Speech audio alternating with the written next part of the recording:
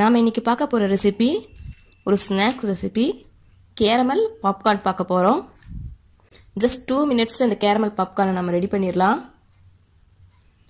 டக்குன்னு ஏதாவது ஸ்நாக்ஸ் செய்யணும்னு சொல்லி நினச்சா இந்த ஸ்நாக்ஸ் ட்ரை பண்ணலாம். ஜஸ்ட் ஒரு 2-3 மினிட்ஸ் தான் ஆகும் மேக்ஸிமம். ரெடி பண்ணிடலாம். குழந்தைகளுக்கும் பாப்கார்ன்னாலே குழந்தைகளுக்கு ஃபேவரெட் தான். அதுவும் கேரமல் பாப்கார்ன்னா குழந்தைகளுக்கு கண்டிப்பாக செஞ்சு கொடுங்க, நல்லா விரும்பி சாப்பிடுவாங்க. ஸ்நாக்ஸ் பாக்ஸுக்கும் இந்த பாப்கார்ன் கேரமல் பாப்கார்னை வச்சு விடலாம்.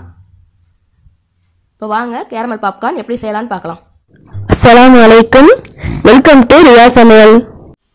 கேரமல் பாப்கார்ன் பண்ணுறதுக்கு சோளம் 1 கப் எடுத்துருக்கிறேன். குக்கர் வச்சுருக்கேன். இதில் 2 டேபிள் ஸ்பூன் போல் வெண்ணெய் போட்டுக்கலாம். சோளத்தை சேர்த்துக்கலாம். ஒரு வாட்டி இதில் நல்லா மிக்ஸ் பண்ணி விட்டுடலாம். பொரிய ஆரம்பிக்குது. குக்கரை க்ளோஸ் பண்ணி வச்சிடலாம். நல்லா ஹை ஃப்ளேமில் வச்சுக்கோங்க. இது நல்லா வெடிக்கிற சத்தம் கேட்கும். ஒரு 5 நிமிஷம் ஆகும் எல்லாம் சேர்ந்து பொரியறதுக்கு. அது வரைக்கும் வெயிட் பண்ணலாம். சத்தம் ஃபுல்லாக அடங்கிடுச்சு. இப்போ ஓப்பன் பண்ணி பார்க்கலாம். பாப்கார்ன் ரெடி ஆகிடுச்சு. இதை தனியாக எடுத்து வச்சிடலாம். இது கொஞ்சம் ஆறட்டும். கேரமல் பண்ணுறதுக்கு பேன் வச்சுருக்கேன். அதில் ஒரு 2 டேபிள் ஸ்பூன் போல் பட்டர் சேர்த்துக்கலாம்.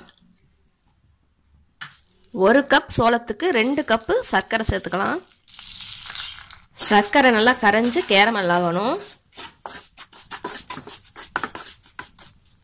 கேரமல் ரெடி ஆகிடுச்சு. பேக்கிங் சோடா 2 பிஞ்ச் சேர்த்துக்கலாம்.